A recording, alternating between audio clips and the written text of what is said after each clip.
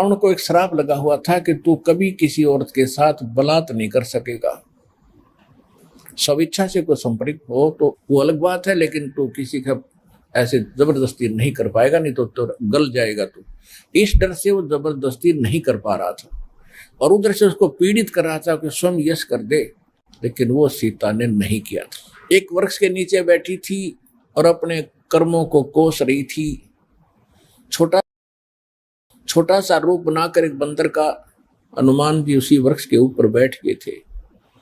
यातना देने के लिए औरतें आई थी तो भी उसने देखा था। जब वो चली गई उसके बाद फिर हनुमान जी ने ऊपर से वह अंगूठी डाल दी। वो तो राजदूत बनकर गए थे। जब अंगूठी देखी सीता ने तो आपने कथाएं खूब सुन रखी हैं, ज्यादा ना सुनाऊंगा। तो उसने सोचा कि ये बंदर अंगूठी उठाकर लाया तो मेरे पति की मृत्यु होगी। तो उसने पूछा तो फिर वो नीचे आया, अपना थोड़ा ठीक सा रूप बना के खड़े हो गए और कहा, माता मैं ऐसे ऐसे रामचंद्र जी ने भेजा हूं और ये कहानी है। अब कहने का भाव ये है कि वो जो कुछ भी उसने उद्मस्ता रहा हो तो आपने पता ही है, हनुमान जी ने नौलखा बाग भी उजाड़ दिया उसका और सारा कुछ कर दिया। क्योंकि आज कथा का विषय कुछ अन्य है, इसलिए यहाँ लंबा प्रकरण नहीं करूंगा। तो उसमें हनुमान जी ने कहा कि माता मुझे भूख लगी है। तो उसने कहा इस बाग के किसी वृक्ष के फल को तोड़ के मत खाना भाई, नहीं तो मेरी पिटाई होगी। मेरे को आदेश है कोई फल गिर जाए तो खाना, तो टूटा हुआ अपने आप तोड़ के नहीं खाएगी। तो हनुमान जी का उठा गुस्सा, उसको गुस्सा हुआ। उसने कहा ठीक है, पहले तो सारे तोड़ तोड़ का फल खाए, फिर वह पेड़ पड़ कर समुद्र में फेंक दिए। उनको पता चला तो युद्ध हुआ, अपने पता ही है काफी। फिर लंका भी फूक फाक थोड़ी बहुत जड़ाका आ गया। और उसमें क्या कहा कि माता जी तो आप मुझे कोई ऐसी निशानी दो जिस निशानी को मैं श्री राम को दिखाऊं और वो विश्वास कर सके हाँ सीता जी की है, खोज पक्की होगी। क्योंकि इतना समुद्र को पार करके आना है, वैसे नहीं आएंगे वो। तो सीता ने अपना एक कंगन निकाल के दे दिया, कंगन हाथ में जो पैर रखा था सोने का, और कहा भाई इस चूड़ी को दिखा देना, वो खूब समझ जाएगी। अब वो कंगन लेकर हनुमान जी ने फिर छलांग लगाई। उस दिन वो ऐसे स्थान पर आके उतरा जहां पर एक ऋषि की कुटिया थी। वो ऋषि कौन थे? मुनिंद्र ऋषि स्वयं परमेश्वर थे। वहां सुंदर बाग लगा हुआ था, कुछ क्षेत्र में एक सुंदर सरोवर भरा था जल का। तो सुबह सुबह का समय था। हनुमान जी ने सोचा कि बहुत मनोरम स्थान है और यहाँ कुछ स्नान करूंगा, सामने बाग सुंदर फलों से लदबद है, आहार करूंगा और फिर ऋषि जी भी साथ में है, इनके दर्शन करूंगा, पहले स्नान कर लेता। अब जो कंगन वो लाया था उसको रख दिया पत्थर पे और स्नान करने के लिए प्रवेश किया सरोवर में। अब उन्होंने जो ही स्नान करने की चेष्टा की, लेकिन एक दृष्टि थी ऐसी कंगन पे कि जय ये कंगन गुम हो गया, कोई जानवर पक्षी उठा ले गया तो मेरी सारी मेहनत व्यर्थ जाएगी, सब परिश्रम व्यर्थ होगा। इसलिए नहा रहा था पर नजर था जैसे सर्प का मणि के ऊपर रहती है ओस चाटते समय, तो इसी प्रकार नहा रहा था, दृष्टि कंगन पे। इतने में एक बंदर आया, दौड़ा दौड़ा और कंगन उठाकर भाग लिया। आगे आगे बंदर, पीछे पीछे हनुमान। उस ऋषि के आश्रम में बंदर प्रवेश कर गया। बाहर आंगन में एक घड़ा रखा था, अच्छा बड़ा घड़ा। बंदर दौड़ता दौड़ता घड़े में कंगन डालकर आगे भाग गया। अब सुखी सांस ली कि कोई बात नहीं, ये समुद्र में डाल देता तो बातें बिगड़ जाती, घड़े में डाल दिया। फिर धीरे धीरे चले हनुमान जी। पहले घड़े में देखा उसने, ऋषि को तो पीछे प्रणाम करना था, तो घड़े में क्या देखा कि घड़े के अंदर ऐसे ऐसे कंगन हजारों की संख्या में पड़े, सेम टू सेम। अब उसने सोचा भाई मैंने तो इतनी पहचान नहीं, कोई कंगन कौन सा है। और श्री रामचंद्र जी तो सारा जानते हैं, उनके कंगन के ऊपर सारी निशानियों को पहचानेंगे, और मैं कोई गलती से दूसरा उठा लेगा तो वो मानेंगे नहीं। इसलिए वो ऋषि जी के चरणों में प्रणाम किया। परमात्मा ने मुनिंद्र रूप में बैठे थे, पूछा कि पहलवान कैसे आए। हनुमान जी ने कहा कि ऋषि जी आप कौन सी दुनिया में रहते हो। मुनिंद्र जी ने कहा क्या बात है, मैं तो इसी पृथ्वी धरातल पर ही तो रहता हूं। क्या आपको नहीं पता आज श्री राम के ऊपर कैसी आपत्ति आई है, ऐसे ऐसे उसकी पत्नी गुम हो गई थी, वो माता की खोज करके मैं आया हूं। तो परमात्मा ने पूछा कि भाई कौन से राम की बात कर रहा तू। वो कहता है अच्छा कमाल करते हो ऋषि जी, आपको यही नहीं पता राम कौन है। परमात्मा ने कहा बताओ तो श्री के दशरथ पुत्र श्री रामचंद्र जी, उनका वनवास हुआ था, ऐसे ऐसे सीता उठा ली थी और आज मैं खोज करके आऊं ऋषि जी। परमात्मा बोले कि ऐसे ऐसे 30 करोड़ राम हो लिए तेरे, और तेरे जैसे हनुमान यही लीला करते रहे। तो हनुमान जी ने सोचा कि ऋषि के साथ ज्यादा बहस करना उचित नहीं, और अपना काम करूं और चलूं।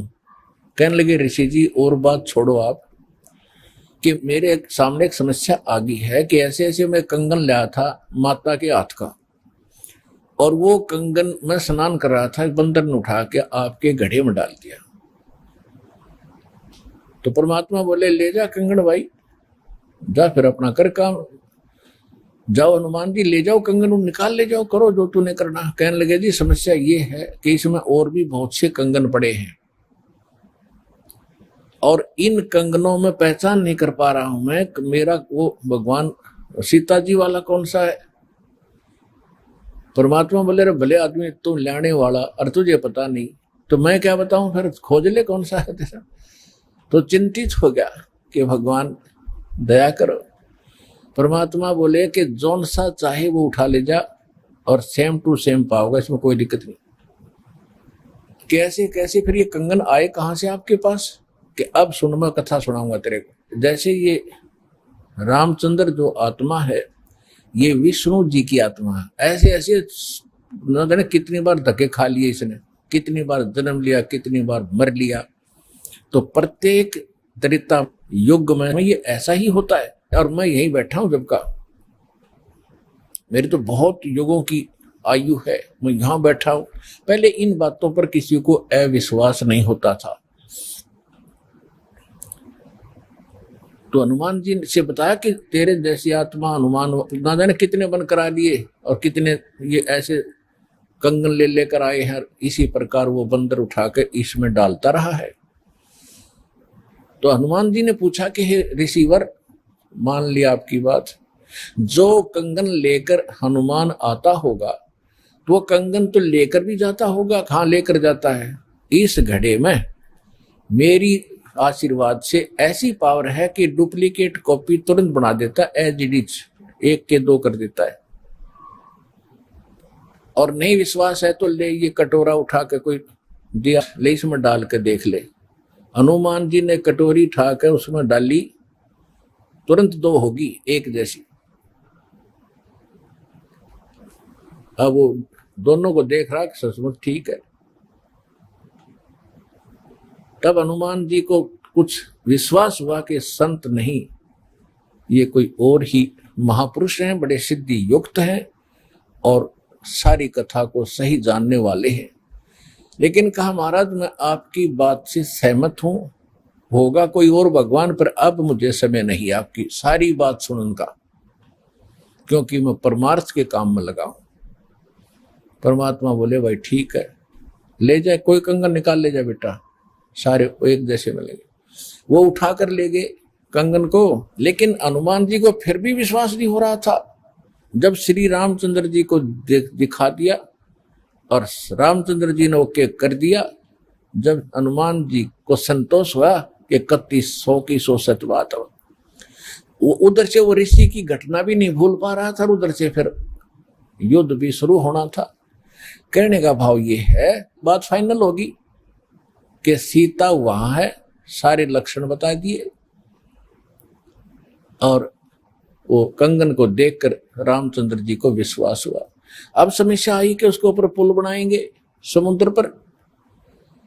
वो कथा आपको सुना दी कि 3 दिन तक स्वयं रामचंद्र जी घुटनों पानी में खड़ा होकर के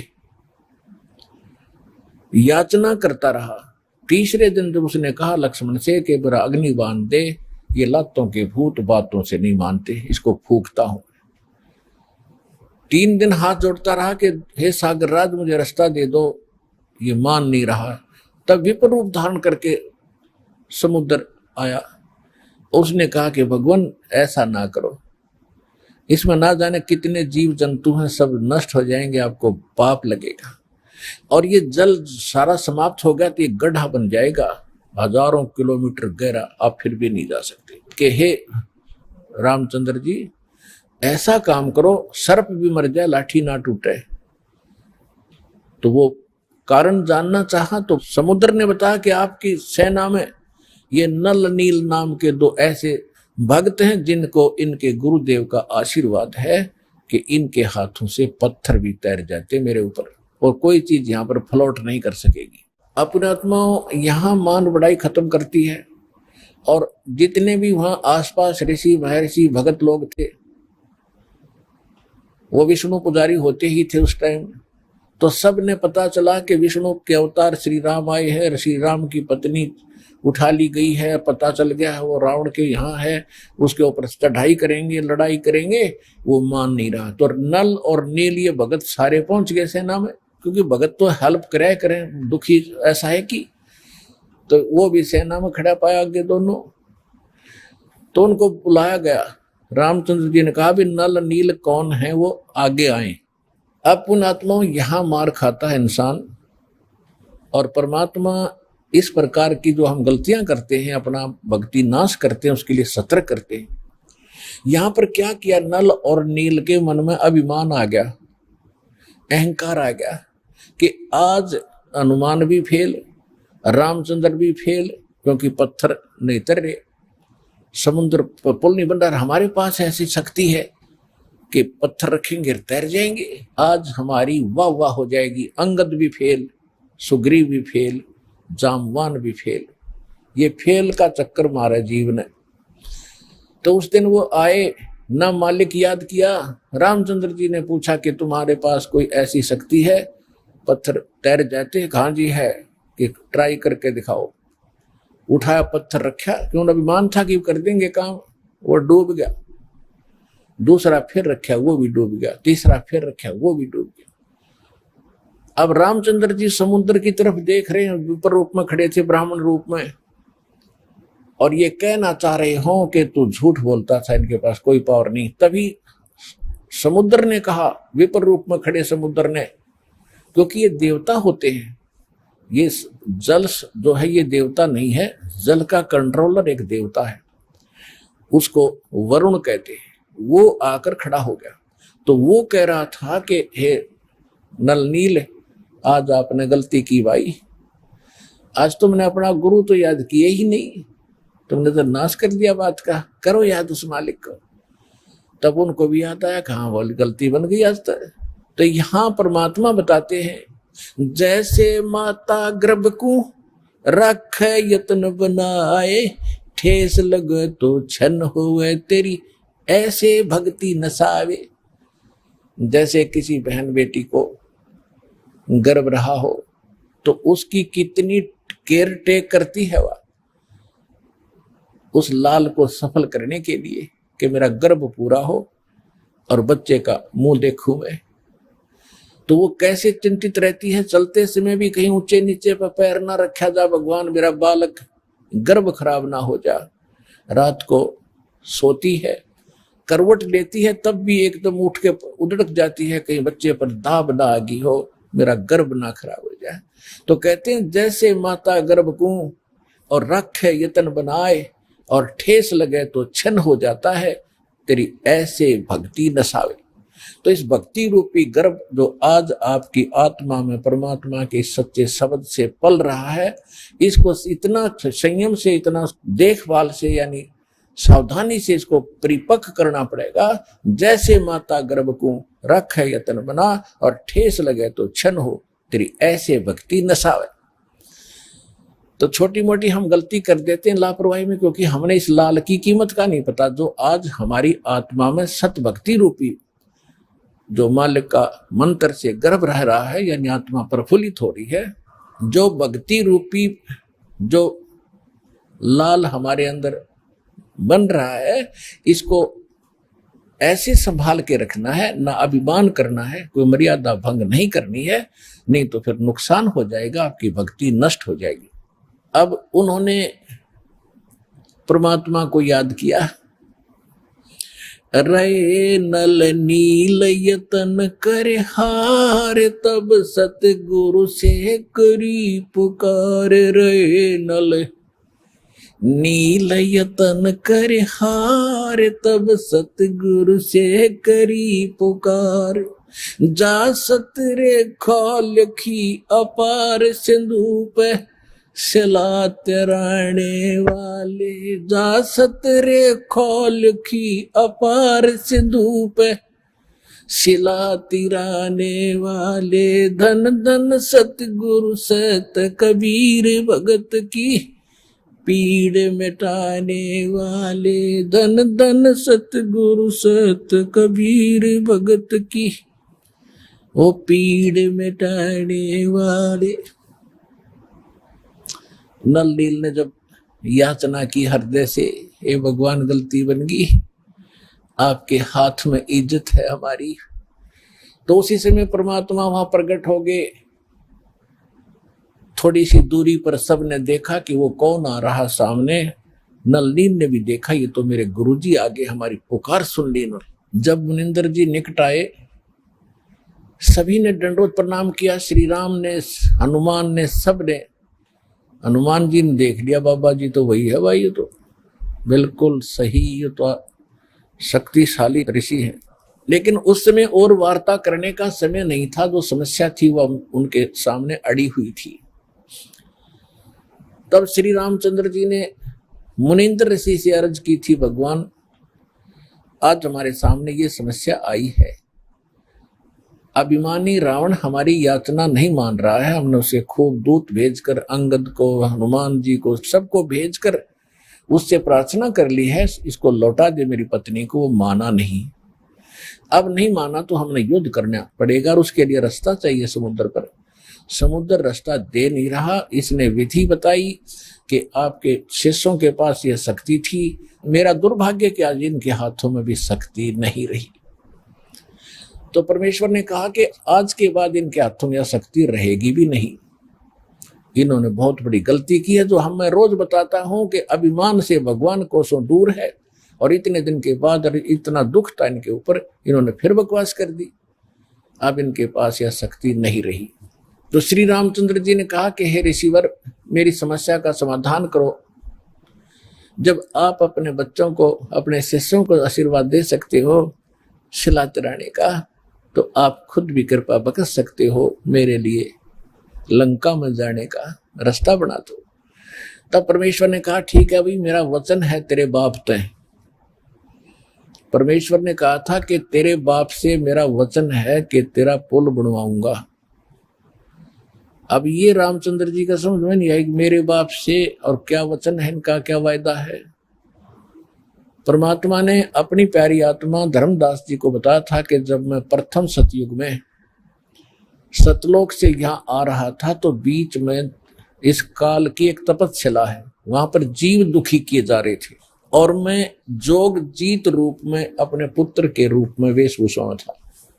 तो इसने पहले मेरे साथ कुछ बकवास करी थी, ज्योति निरंजन ने इसकी पार नहीं बसाई थी, तो मेरे चरणों में गिर गया था।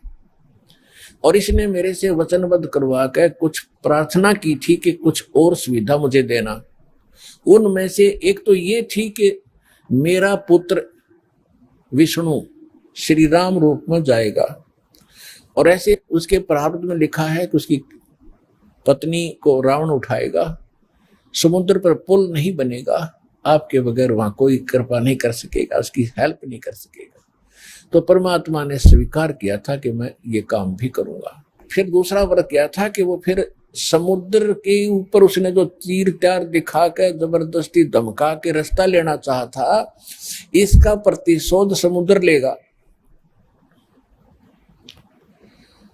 वो क्या करेगा कि जब ये श्री कृष्ण रूप में जाएगा और फिर ये क्या करेगा, बाद में मृत्यु के उपरांत एक राजा को दर्शन दे करके जगन्नाथ का मंदिर बनवाना चाहेगा अपनी महिमा बनाए रखने के लिए। तो उस पुरी के स्थान पर जो जगन्नाथ मंदिर बनवाओगा उसको समुद्र इस प्रतिशोध में नहीं बनने देगा कि इसने मेरी बेइज्जती की थी तीर दिखा के राम रूप में, इसका प्रतिशोध लेगा। वो मंदिर ने बनने नहीं देगा, बार बार तोड़ेगा। आप उसका मंदिर बनवाना, क्योंकि बच्चे हट कर लेते हैं तो वो मानते नहीं है, तो इसलिए वो कह रहा था जी आप दया करिए, वो मानेगा नहीं। तब परमेश्वर ने कहा था तथास्तु। और भी कई चीजें कही थी कि दूसरा ये मांगा था कि 3 युगों में जीव थोड़े पार करना, क्योंकि परमात्मा ने कहा था कि मैं कलयुग या तेरे नीचे के लोकों में जाऊंगा और तूने सबको मिसगाइड कर रखा है, सच्चा भगवान सच्चा ज्ञान छुपा रखा है, मैं सच्चाई बताऊंगा और सबको ज्ञान दूंगा, ऐसी भक्ति और नाम दूंगा, सभी तेरे लोक से पार होकर सतलोक जाएंगे।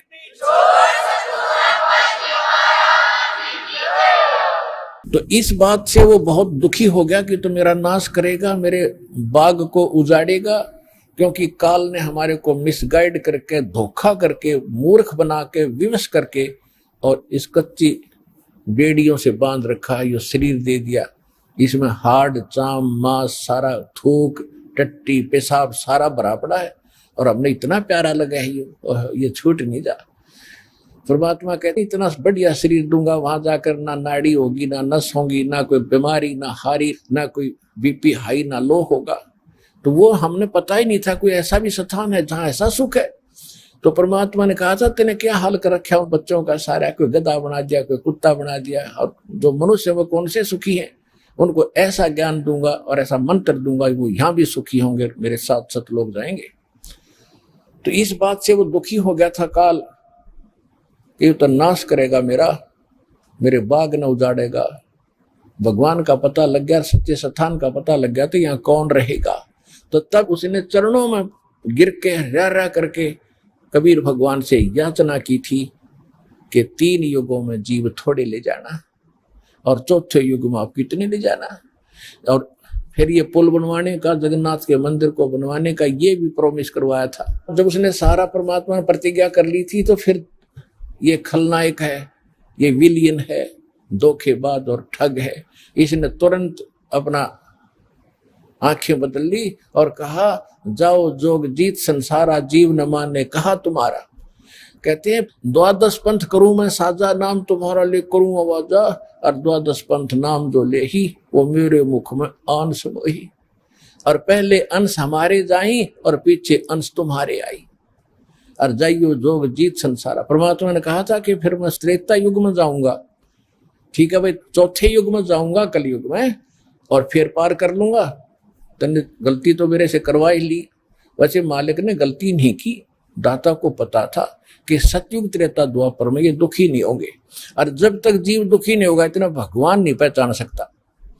इसलिए दाता ने जानबूझकर उसको यश कर दी थी, और वो बन गया था सियाना, अपने आप इंटेलिजेंट बन रहा था। मैंने रोल मार ली भगवान की, है मैंने इनकी अकल मार ली, मालिक ने अकल मारी उसकी। अब वो क्या कह रहा था कि देख लेना कलयुग जब आएगा, पहले मैं अपने दूत भेज के ऐसा गलत प्रचार करवा दूंगा, ब्रह्मा विष्णु महेश तक सीमित कर दूंगा, कोई पत्थर कोई पानी कोई मंदिर कोई मस्जिद गुरुद्वारों में बांध दूंगा, और पहले अंश हमारे जाई पीछे अंश तुम्हारा आई, जाओ जोग जीत संसारा जीवन मन फिर कहा तुम्हारा। कि पहले मेरे दूत जाएंगे और सारा उल्टा ज्ञान उल्टा भगवान उल्टा विधान सबको बता देंगे, गलत मंत्रों से रटा देंगे। ये राधा स्वामी पंथ, धन धन सतगुरु पंथ, निरंकारी पंथ, ये रासाराम जैसे ये सारे नकली पंथ काल के चलाए हुए। तो परमात्मा को पता था कि इसने कर लेते सारे जुगाड़ अपने, और जब मेरा दास जाएगा ऐसे समय में जब इनके परिपक्व हो चुके होंगे सारे पंथ, इन्हें जो कहना सुनना होगा वो सब कह चुके होंगे, जो ज्ञान देना होगा वो दे चुके होंगे, जो नाम देना होगा वो नाम दे चुके होंगे। और जब मेरा दास जाएगा वो प्रमाणित करके दिखाएगा कि सच्चाई ये है, झूठ ये है, तो 2 मिनट में मेरे बच्चे मुझे पहचानेंगे और मेरे पास आ जाएंगे।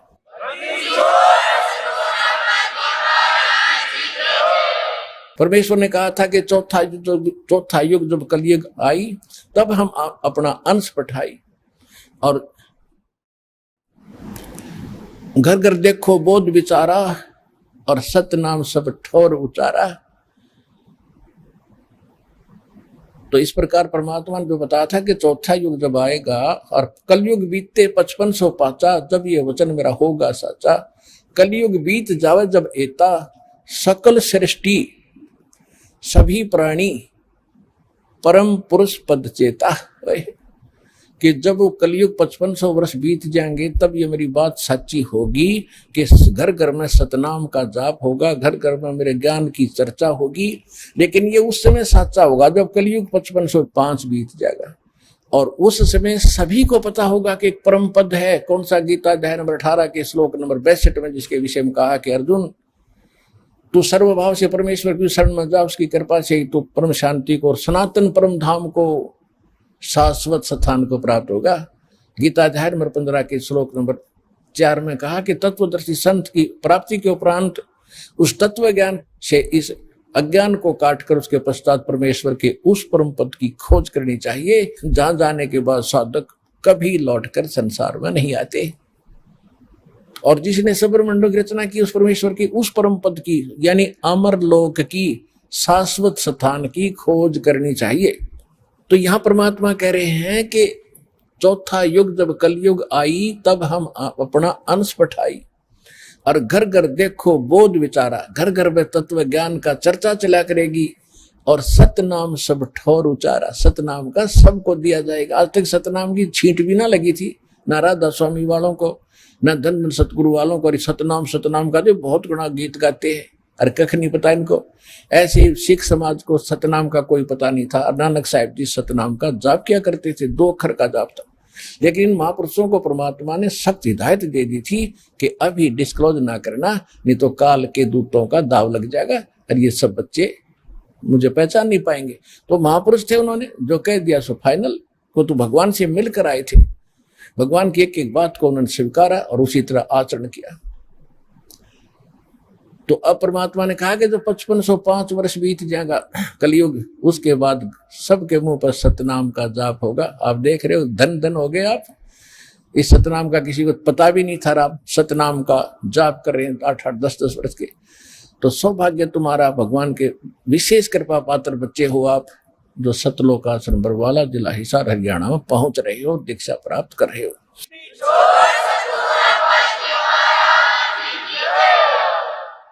अब प्रसंग आया है कि परमेश्वर ने कहा था कि मैंने तेरे बाप से वचन कर रखा है, इसलिए मैंने आना पड़ा और ये पुल बनवाऊंगा मैं। अब रामचंद्र के बात समझ नहीं आ, मेरे पिता से कैसे वचन हुए होंगे। सोचा कभी बात होगी इनकी, पिताजी के पास साधु संत आते ही रहे थे। तो परमेश्वर एक सोटी ले रहे थे हाथ में, डंडा, और परमात्मा ने कहा कि आ जाओ मेरे साथ साथ। इस पहाड़ के चारों तरफ एक चक्कर लगाता हूं, निशान लगा दी, रेखा कि एक बहुत बड़ा पहाड़ था, उसके चारों तरफ का एक लाइन खींचा है, रेखा। परमात्मा एक रेखा खींच दी डंडी से कि इसके बीच बीच के पत्थर मैंने हल्के कर दिए, फ्लोटिंग कर दिए, और इनको उठाओ और फोड़ो, त्रासो और पुल बनाओ। नल और नील को फिर भी सेवा दे दी कि ये राज मिस्त्री रहे हैं और इनको पत्थर तराश के सेट करना आता, इसकी मदद लेना, और नल नील सहायता करना इस परोपकार में। तो नल नील ने वो राज का काम कराया था उनमें, उनको तराश तरूश के एक दूसरे में फंसा दिया ताकि वो अड़े रहे। लेकिन आशीर्वाद कबीर भगवान मुनिंद्र जी का था, जिससे वो पत्थर तरे थे और लंका पर चढ़ाई करने के लिए समुद्र पर पुल बना था। धन धन सत गुरु सत कबीर भगत की, पीड़ मिटाने वाले धन धन सतगुरु सत कबीर भगत की। पीड़ मिटाने वाले भक्त की, पीड़ मिटाने वाले भक्त की, पीड़ मिटाने वाले धन धन सतगुरु सत कबीर भगत की। पीर मिटाने वाले रहे नल नील यतन कर हार, तब सतगुरु से करी पुकार। रहे नल नील यतन कर हार, तब सतगुरु से करी पुकार। जा सत रेखा लिखी अपार सिंधु पे, शिला तिराने वाले। जा सत रेखा लिखी अपार सिंधु पे, शिला तिराने वाले धन धन सतगुरु सत कबीर भगत की। पीर मिटाने वाले डसी सर्प ने जब जा पुकारी, इंद्रमती अकुलाए। डसी सर्प ने जब जा पुकारी, इंद्रमती अकुलाए। आपने तुरंत करी सहाय बेरूली, मंत्र सुनाने वाले। आपने तुरंत करी सहाय बेरूली, मंत्र सुनाने वाले धन धन सतगुरु सत कबीर भगत की। पीड़ मिटाने वाले दामोदर सेठ के होते अकाज, अर्ज करी डूबता देखे जहाज। दामोदर सेठ के होते अकाज, अर्ज करी डूबता देखे जहाज। लाज मेरी रखियो ग्रीव नवाज, सिंधु से पार लंगाने वाले। लाज मेरी रखियो ग्रीव नवाज, समुद्र से पार लंगाने वाले धन धन सतगुरु सत कबीर भगत की। पीड़ मिटाने वाले कह कर जोड़ दीन धर्मदास, दरस दे पूर्ण करियो आस। कह कर जोड़ दीन धर्मदास, दरस दे पूर्ण करियो आस। मेटियो जन्म मरण की तरास, सत्य पद प्राप्त कराने वाले। मेटियो जन्म मरण की तरास, सत्य पद प्राप्त कराने वाले धन धन सतगुरु सत कबीर भगत की। पीड़ मिटाने वाले भगत की, पीड़ मिटाने वाले भगत की।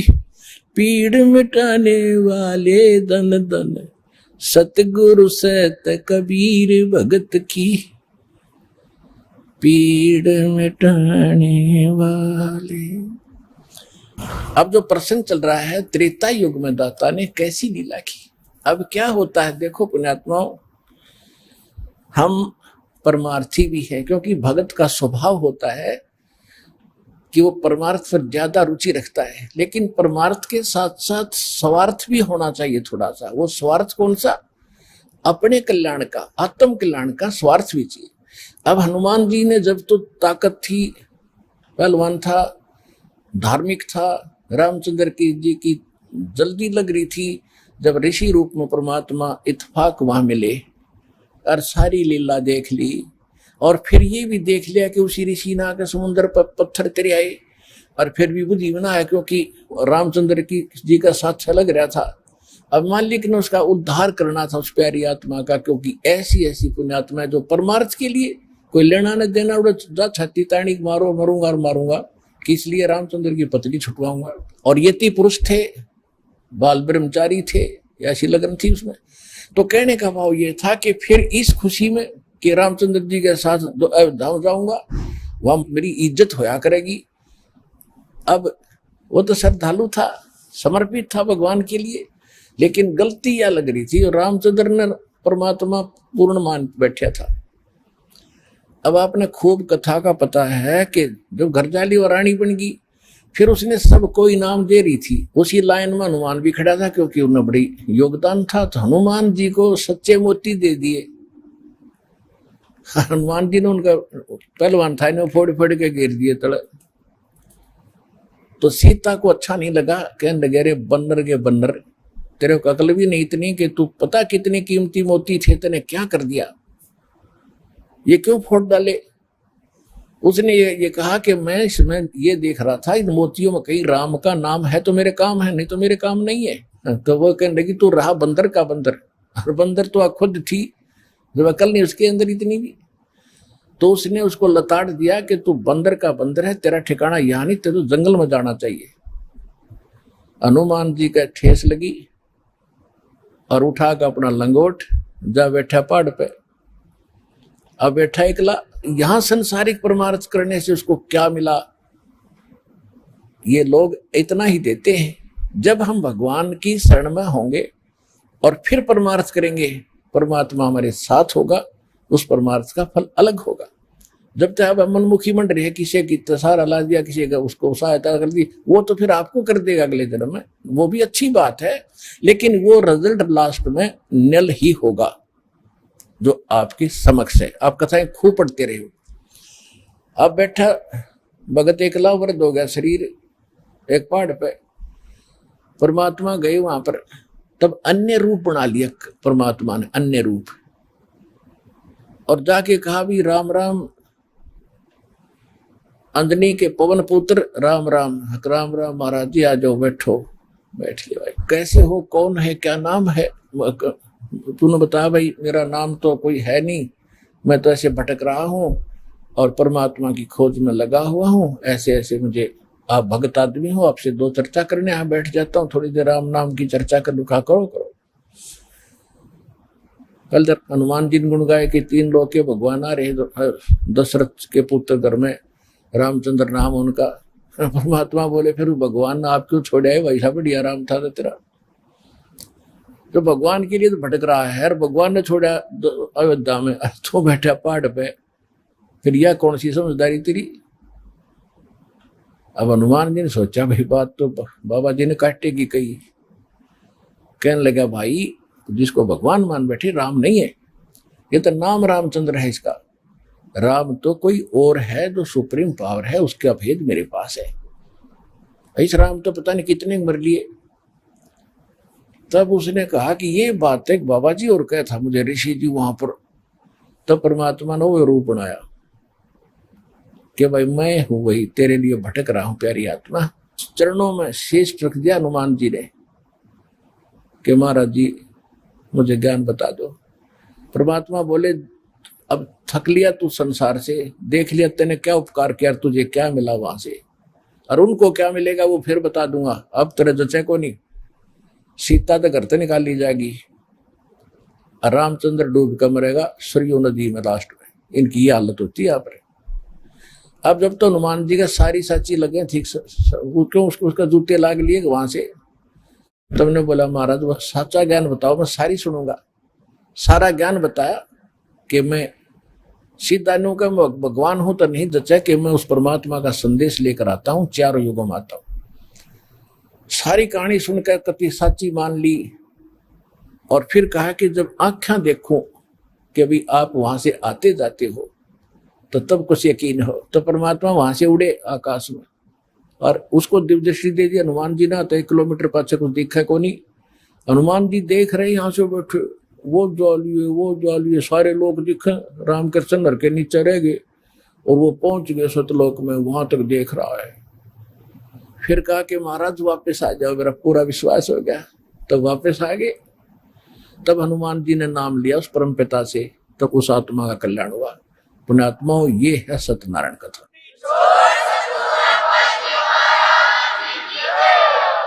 जैसे महर्षि वाल्मीकि जी थे, जिस समय सीता जी को निकाल दिया था घर से भगवान श्री रामचंद्र जी ने, वो गर्भवती थी।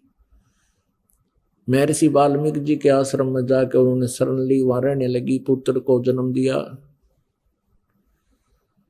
उसके बाद एक दिन जब वो उसका नाम लव रख दिया, जब लव 8-9 महीने का हो गया, वो 1 वर्ष का हो गया, सीता जी कपड़े धोने के लिए दरिया पर जाया करती थी प्रतिदिन, और बच्चे को पालने में सुला जाया करती थी, और वाल्मीकि जी से प्रार्थना करके जाती थी, पिताजी बच्चे का ध्यान रखना। कि जा बेटा, मैं ध्यान रखूंगा। एक दिन ऐसा हुआ कि महर्षि जी समाधिस्थ हो गए थे, और सीता बच्चे को वहीं लेटाकर चली गई, ये कहकर के पिताजी ध्यान रखना। कुछ देर के बाद उसको ध्यान में आया कि पिताजी यानी ऋषि जी साधना कर रहे हैं, हो सकता है उसकी आंखें ना खुले, देर तक समाधिस्थ बने रहे, कहीं पीछे से कोई बच्चे को पशु पक्षी उठा ना ले जाए। ये सोचकर वापस जाकर बच्चे को उठा लाई। वाल्मीकि जी जब समाधि अपनी साधना से उठे, देखा बच्चा है नहीं। अब वाल्मीकि जी ने देखा कि भी लड़की पहले दुखिया बहुत है, और बच्चे के अभाव में या टक्कर मार मार कर मर जाएगी, मेरे से देखा नहीं जाएगा। इसलिए अपनी भक्ति शक्ति से उसने डाब के पत्ते तोड़े, कुश के, कुशा बोलते हैं, कुश बोलते हैं डाब को, एक घास होता है, डाब के पत्ते तोड़े, उनको ऐसे मला और अपनी मंत्र शक्ति से और पुत्र एक लड़का बना दिया, और वो लेटा दिया वहां पर 1 वर्ष की आयु का। अब सीता वापस आई, उसने पूछा पिताजी ये दूसरा लड़का किसका है? तब ऋषि जी ने देखा कि लड़की तो बच्चे को गोद में लिए हुए है। तब उसने कहा बेटी ये भी तेरा ही है। तब उसने सारी कहानी बताई कि बेटी तू कहकर गई थी कि बच्चे को ध्यान रखना, और प्रतिदिन कह के जाती थी। आज मैं देर से समाधि से उठा तो मैंने सोचा लड़की बच्चे को यहीं लेटा कर गई होगी, और बच्चा नहीं है, कोई उठा ले गया होगा पक्षी पशु, और बेटी रोएगी, इसलिए मैंने ये एक पुत्र तेरे लिए और अपनी सबद शक्ति से बना दिया। अब दोनों को पाल। अब सीता ने उन दोनों को पुत्र रूप में पाला, उसका नाम कुश रख दिया। लव और कुश ये 2 पुत्र थे। तो कहने का भाव यह है कि ऐसे चमत्कार जो होते हैं इनको बोलते हैं परिचय, इसको पर्चा बोलते हैं, चमत्कार बोलते हैं। इन चमत्कार मात्रों से इन चमत्कारों मात्र से हम परमात्मा नहीं मान सकते प्रत्येक व्यक्ति को। इसके साथ साथ और बहुत से भी लक्षण होते हैं। अब कहते हैं जगत का पेखना पेख्या, धनी का नाम ना लेखा। अब एक दूसरे के सिर पर धरे बैठे, उसने ऐसे कर दिया, उसने ऐसे कर दिया, किंतु जो करने वाले का तो जिक्र भी नहीं। तो इस प्रकार वो त्रेता युग में आए थे भगवान मुनिंद्र रूप में परमात्मा। उस समय नल नील को स्वस्थ किया, और श्री रामचंद्र जी के ऊपर जो पहाड़ जैसा दुख था वो पुल बनवाया। और परमात्मा कहते हैं कि धर्मदास जी को समझाते हैं कि तुम इन राम कृष्ण को भगवान मान बैठे, किस आधार से? एक छोटे मोटे इनकी लीला देखकर। कैसे कि श्री कृष्ण जी को तुमने राम मान लिया, भगवान मान लिया, कि उसने गोवर्धन पर्वत उठा लिया, गिरिराज बोलो जिसने। और आपके पुराण बताते हैं, आप खुद कथा सुनते और सुनाते हो कि शेष नाग सारी सृष्टि न ठारा, जिसको ऊपर पृथ्वी भी सारे ये लोग ग्रह भी प्रह भी। तो एक पहाड़ के ठाण तो भगवान मान लिया, तो शेष नाग क्यों नहीं माना तुमने परमात्मा? और फिर आप ये भी कथा सुनते हो श्री राम के उसमें कि द्रोणागिरी उठा कर ले आए भगवान ये हनुमान जी द्रोणागिरी उठा ले। तो इनमें भगवान हनुमान भगवान क्यों नहीं?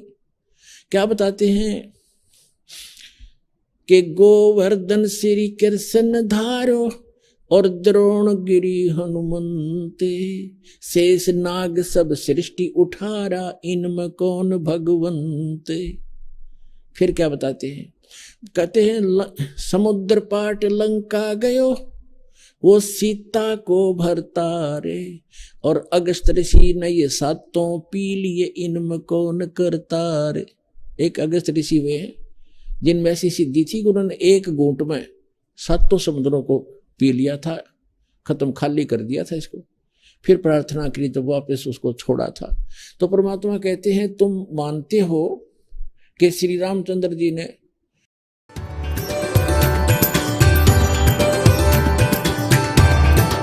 था कि परमात्मा प्राप्ति हो जाए।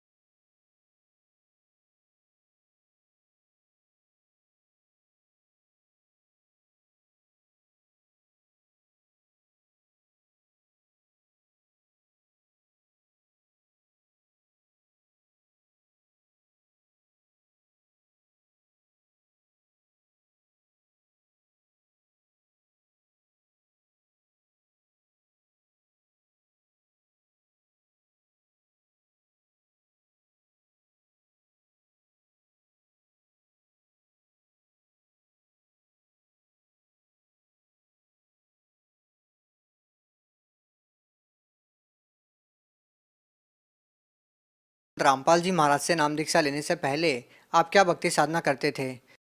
मैं हिंदू समाज में जो प्रचलित देवी देवताओं की साधना होती थी, पितृ पूजा, श्राद्ध निकालना, एकादशी का व्रत करता था, भगवत गीता जी का नित्य पाठ करता था, और ये पेहवा में जाते थे, पितृदान करने जाते थे, बाबा बालकनाथ के जाते थे, और देवी के भी जाते थे, और हाँ एकादशी का व्रत रखते थे।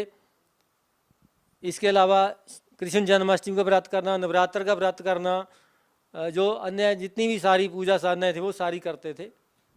सर आप एक पढ़े लिखे इंसान हैं, आप प्रिंसिपल हैं और आपने पहले बहुत सारी साधनाएं की है, तो सर हम आपसे ये जानना चाहते हैं कि इन सभी साधनाओं को छोड़कर संत रामपाल जी महाराज की शरण में आने का क्या कारण रहा?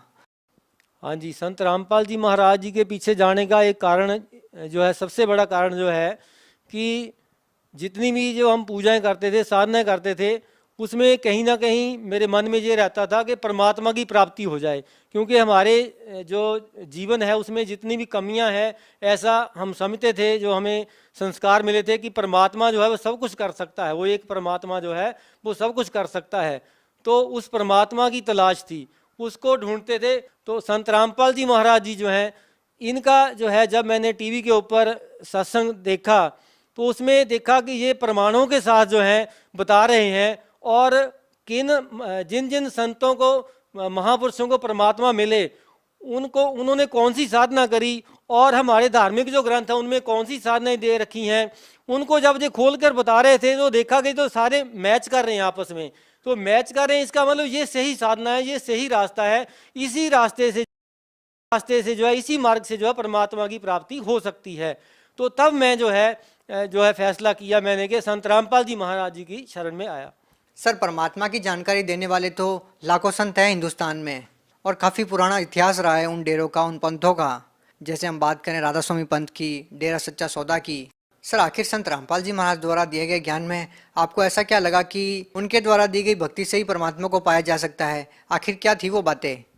ऐसा है कि जितने भी बाकी संत हैं, महापुरुष हैं, बड़े बड़े ऋषि हुए हैं, उन सब ने ये तो कहा कि वेदों में जो लिखा हुआ वो सच है, भगवत गीता जी में वो जो लिखा हुआ वो सच है, गुरु ग्रंथ साहब जी में जो लिखा हुआ वो सच है, कुरान शरीफ में जो लिखा हुआ वो सच है। लेकिन उन्होंने कभी खोल करके बताया नहीं उसमें लिखा क्या हुआ है। अब बच्चे को स्कूल में डालते हैं, उसको अध्यापक बोले कि बेटा ये किताब में लिखा हुआ है, तो वो कैसे मानेगा? वो टीचर जो है उसको किताब खोल के दिखाता है कि इसमें ये पेज के ऊपर ये लिखा हुआ है, ये सवाल है, ये इसका जवाब है। तो संत रामपाल जी महाराज ने वो करके दिखाया। उन्होंने हमारे सामने, हमने वेदों का नाम ही सुना हुआ था खाली, लेकिन वेदों को कभी देखा नहीं था। हमने ऐसा समझते थे कि वेद तो ऐसी बहुत दुर्लभ ऐसी चीज है कि हमारे पास तो आ ही नहीं सकती, और हम वैसे भी संस्कृत तो हमें आती नहीं है, तो हम कैसे जान पाएंगे? तो हमारी कभी हिम्मत ही नहीं हुई, हमने सोचा तक नहीं कभी कि ऐसा हो सकता है। अब ये कैसे हो सकता है कि संत रामपाल जी महाराज बता रहे हैं कि कबीर जी भगवान है, अब कैसे बता रहे हैं? वेदों के अंदर भी वो कबीर नाम लिखा हुआ, मान लेते हैं कबीर साहब भारत में हुए हैं, तब उनका नाम वेदों में शायद गलती से लिख दिया होगा किसी ने। या भगवत गीता में बताते हैं कबीर साहब हैं, हो सकता है वहां भी गलती से लिख दिया होगा। गुरु ग्रंथ साहब में लिखा हुआ है, चलो मान लेते हैं गुरु नानक देव जी ने जो है शायद जिंदा महात्मा के रूप में जो उनको परमात्मा मिले वो कबीर साहब ही थे, शायद तब नाम आ गया होगा। लेकिन कुरान शरीफ में कहाँ से आ गया कबीर साहब का नाम, और बाइबल में कहाँ से आ गया कबीर साहब का नाम? तो वो सारे ग्रंथ जो है वो टैली कर रहे हैं आपस में, वो यही बता रहे हैं कि परमात्मा कबीर साहब है। सर हम देखते हैं कि ज्ञान के मामले में संत रामपाल जी महाराज की कोई सानी नहीं है। सर यहाँ पे हम आपसे ये जानना चाहते हैं कि जो भी संत रामपाल जी महाराज जी से नाम दीक्षा लेता है उनको कोई ना कोई लाभ जरूर होते हैं, चाहे वो शारीरिक हो, आध्यात्मिक हो, चाहे भौतिक हो। सर आपको क्या लाभ मिले संत रामपाल जी महाराज से नाम दीक्षा लेने के बाद? संत रामपाल जी महाराज जी के जुड़ने के बाद वैसे तो हर पल लाभ होते रहते हैं, हमें बहुत सारे लाखों लाभ होंगे, गिन नहीं सकते हम, लेकिन फिर भी जो है कुछ एक मैं बताऊंगा। जैसे मेरे को एनक्लोजिंग स्पॉन्डिलाइटिस की प्रॉब्लम थी। एनक्लोजिंग स्पॉन्डिलाइटिस जो है, इसमें जो रीढ़ की हड्डी होती है, इसके मणके जो है आपस में जुड़ जाते हैं और जो पीठ की मूवमेंट है वो बंद हो जाती है, तो जो व्यक्ति है उसको काम करने में बहुत दिक्कत आती है और बाकी के जो बॉडी पार्ट्स हैं उनके ऊपर भी प्रभाव पड़ता है उसका। तो संत रामपाल जी महाराज जी की शरण में आने से मेरे को जो है इसमें कोई दिक्कत नहीं। मेरे को डॉक्टरों ने कहा था कि आपने जो है रेगुलर एक्सरसाइज करनी है, अगर आप रोजाना एक्सरसाइज नहीं करोगे तो आप जो है जल्दी ही जो है आपका शरीर जाम हो जाएगा, आप काम नहीं कर पाओगे। लेकिन मैंने कभी जो है एक दिन तो क्या, एक घंटा, एक मिनट तक कभी नहीं सोचा कि मैं सैर कर लूं, मेरे पास इतना समय नहीं होता है, सैर कर ही नहीं पाया। मैंने कभी नहीं सैर करी और ना ही कभी मैंने इसके लिए कोई दवाई ली है। तो मैं बिल्कुल ठीक ठाक चल रहा हूं, अपने सारे काम जो है ठीक से कर रहा हूं। ये संत रामपाल जी महाराज जी की दया से ही जो है ऐसा हो पाया है। और क्या लाभ मिले सर? इसके अलावा मेरा जो है ये बाजू टूटी हुई थी, एक्सीडेंट में टूट गई थी, रोड एक्सीडेंट में। मैं कुमार स्वामी जी के साथ जुड़ा हुआ था, 5 साल जुड़ा रहा वहां पर। तो ये 3 जुलाई 2013 को जो है मैं दिल्ली में रामलीला ग्राउंड में उनका समागम अटेंड करके आया था और 4 जुलाई को 2013 को जहां भैडाड़ा गांव है ऊना में, वहां पर जो है मेरा रोड पर एक्सीडेंट हो गया और मेरी जो ये राइट आर्म जो है, इसकी जो ऊपर बॉल घूमती है, ये इसको ह्यूमरस बोलते हैं, राइट आर्म ह्यूमरस बोलते हैं, ह्यूमरस बोन बोलते हैं, ये टूट गई थी। तो मेरे को बेहोशी हालत में जो है ऊना सरकारी अस्पताल में लाया गया, वहां से जो है मुझे 32 सेक्टर चंडीगढ़ के लिए रेफर कर दिया गया। तो वहां जो है मेरा इसका जो है इलाज किया गया। डॉक्टरों ने मेरे को बोला कि हमने उनका ऑपरेशन किया गया, मेरा 7 घंटे ऑपरेशन चला इसका। उन्होंने कहा कि it is a rarest of rare accident, कि ऐसा नहीं होता है कि ह्यूमरस की बोन टूट जाए। तो वो मेरे साथ हुआ। तो उन्होंने इसको 4-5 टुकड़े हो रखे थे इसके, उन्होंने जोड़ दिए नट डाल करके, प्लेट डाल करके। तो उन्होंने कहा कि अब ये ठीक तो नहीं हो पाएगी, ये हमने जोड़ दिया इनको, आप ऐसे इसके साथ काम चलाते रहो, अगर आपने इसमें कोई जरा कोताही कर ली, ये हिल गई, तो फिर जो है प्लास्टिक ही डालनी पड़ेगी, तो इसको आपने संभाल के रखना है। तो उस कारण से ना तो मैं ड्राइव कर पाता था, ना ही मैं बस में जा पाता था, क्योंकि बस में तो झटके लगते ही है। तो अकेले जाने से मैं डरता था इसी कारण से कि रास्ते में कहीं मेरी बाजू जो है टूट गई तो मैं कैसे जा पाऊंगा, मुझे वहां पर कौन संभालेगा, बाहर घर से बाहर जाऊंगा, तो मैं जाता ही नहीं था कहीं भी। लेकिन संत रामपाल जी महाराज जी की शरण में जब मैं पहुंचा, उसके बाद आज मेरे मन में कोई डर नहीं है। मैं बस में भी जाता हूं और अपनी खुद की गाड़ी चला करके जाता हूं, ड्यूटी पर भी जाता हूं, हर जगह जो है उसको लेके जाता हूं, पहाड़ी हिल एरिया में भी जाता हूं, प्लेन में भी जाता हूं, सब जगह जो है इसके साथ में काम कर रहा हूं, मुझे कोई दिक्कत नहीं है इसमें। इसके साथ ही मेरी जो धर्मपत्नी जी हैं, भक्तमती जो हैं, इनको 2015 में दांत में इन्फेक्शन हो गई थी। तो यहाँ पर लोकल जो दांतों के डॉक्टर हैं, BDS डॉक्टर हैं यहाँ पर, उनको दिखाया। तो उन्होंने जो कहा कि ये निकालना पड़ेगा दांत इनका। तो उन्होंने दांत निकालने के लिए इनको जो है अनकॉन्शियस करने के लिए, सेंसलेस करने के लिए जो है इंजेक्शन टेस्ट करने के लिए टेस्ट डोज लगाई, तो वो रिएक्शन कर गया। एक डॉक्टर ने मना कर दिया, फिर हम दूसरे के पास चले गए, उसने भी वही बात करी, तीसरे के पास गए, उसने भी वही करा। ऐसे करते करते जो है फिर हम मेडिसिन के डॉक्टर के पास गए, चलो उसके पास कोई मेडिसिन होगी जिससे इसका कोई ट्रीटमेंट हो जाए, ना निकालना पड़े इसको। तो उसने जो दवाइयाँ तो दे दी, लेकिन उससे कोई लाभ नहीं हुआ। ऐसे करते करते जो है 1 साल निकल गया। तो इन्होंने जो है 2015 में जो है संत रामपाल जी महाराज जी से नाम लिया था और 2016 अप्रैल आ गया। 2016 अप्रैल में एक दिन सुबह जे उठे और मेरे को बोलते कि मेरे को आंखों से दिखाई नहीं दे रहा। तो मेरे को अचानक एकदम से स्ट्राइक करा कि वो इनके तो दांत में इन्फेक्शन है, उसके कारण से इन्फेक्शन फैल गया इनके बॉडी में। तो मैं मेडिसिन के डॉक्टर के पास गया, जहाँ पर डॉक्टर भरवाल हैं, SD भरवाल हैं, ऊना में ही MBBS MD डॉक्टर हैं।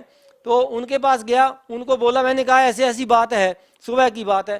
तो कहते उन्होंने क्या किया, इनको जो है फर्स्ट एड ट्रीटमेंट दे दिया। कहते आप ना इमीडिएटली PGI चले जाओ। तो हम एकदम से PGI चले गए, बेटी को स्कूल छोड़ा और इनको साथ लेकर के मैं PGI चला गया सीधे। तो वहां पर जाकर के डॉक्टरों ने इनसे पूछा जो पूछना था, टेस्ट करे और वही इंजेक्शन।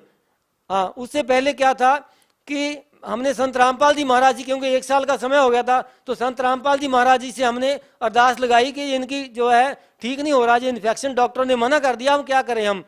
तो ऐसा किया, तो हमें जैसे PGI में जाना पड़ा, चंडीगढ़ में जाना पड़ा PGI में। वहां जाते उन्होंने वही इंजेक्शन जो जहां पर रिएक्ट कर रहे थे, और संत रामपाल जी महाराज जी के साथ उनके पास प्रार्थना करने के बाद जो है वही इंजेक्शन जो है उनका रिएक्शन जो है नहीं हुआ, और उन्होंने जो है वहां पर दांत इनका निकाल दिया, कोई दिक्कत नहीं आई उसमें। और इसके साथ ही जो है एक बात और जो मैं बताना चाहता हूं कि मैं संत रामपाल जी महाराज जी से नाम दीक्षा लेने से पहले शराब पीता था, सिगरेट पीता था, मांस खाता था, जितने भी नशे थे वो भी सारे करता था। होटलों में जाकर के शराबें पीनी, ऐसे तो लटकते हुए घर में आना। लेकिन जैसे ही संत रामपाल जी महाराज जी की शरण में आया तो वो मेरे सारे जो व्यसन थे, दुर्व्यसन जो थे, वो सारे ही बंद हो गए, एकदम छूट गए। सर, हिंदुस्तान में लाखों की संख्या में संत हैं, उनके अनुयायी भी हैं, लेकिन सर इसके बावजूद भी लोग नशा नहीं छोड़ पाते। जैसे कि पहले आप कुमार स्वामी से जुड़े हुए थे और आपने बताया कि आप भी नशा करते थे। तो सर, अन्य संतों के पास जाने के बावजूद भी लोग नशा क्यों नहीं छोड़ पाते? जी, मैं खुद के बारे में ही बताऊंगा। मैं जहाँ पर पहले यहाँ हमारे ऊना में जो है एक पीर निगाह स्थान है, वहाँ पर जाता था 1999 से लेकर के 2005 तक वहाँ जाता रहा। उसके बाद 2005 से लेकर 2008 तक जयपुर से डॉक्टर नारायण दास श्रीमाली जी, बहुत बड़े तांत्रिक हैं, विश्व विख्यात तांत्रिक हैं, उनसे मैंने दीक्षा लेकर के साधना करता रहा। और उसके बाद 2008 से लेकर 2013 तक जो है ब्रह्म ऋषि कुमार स्वामी जी से जो है मैंने बीज मंत्र जो देते हैं उनकी साधना करता रहा। लेकिन मेरी अपनी जो स्थिति है वो ऐसी थी कि मैं अगर कहीं ड्रिंक करके, होटल में ड्रिंक करके आता था, तो घर में आकर के मैं देखता था कि मैंने जोत लगाई नहीं आज, तो ड्रिंक करने के बाद ही मैं जोत लगाने चला जाता था। मतलब उन संतों का ज्ञान जो ऐसा था, उसे ये कतई मन में नहीं जो है ऐसी बात आती थी कि ड्रिंक करके जो है हमने ये काम नहीं करना है। जब हम भक्ति करना चाहते हैं तो ड्रिंक जो है इसका जो है कोई मेल नहीं है। लेकिन संत रामपाल जी महाराज जो है उन्होंने हमें ऐसा ज्ञान दिया हमारे शास्त्रों के अंदर से, और हमें ऐसा भक्ति मार्ग दिया जिससे जानकर हमें ये पता चला कि शराब और जो अन्य नशे, तंबाकू का नशा है, इनका भक्ति के साथ कोई मेल नहीं है। बाकी संतों के पास जो है ऐसा कोई जवाब नहीं है, ना तो वो ठीक से मना ही करते हैं और ना ही वो ठीक से रोकते हैं। लेकिन संत रामपाल जी महाराज जो हैं इसको रोकते भी हैं। वो कहते हैं कि आपने दीक्षा लेनी है तो लो, लेकिन ये जो है आपको छोड़ने ही पड़ेंगे अगर आपने परमात्मा प्राप्ति करनी है। जी धन्यवाद। सत साहिब।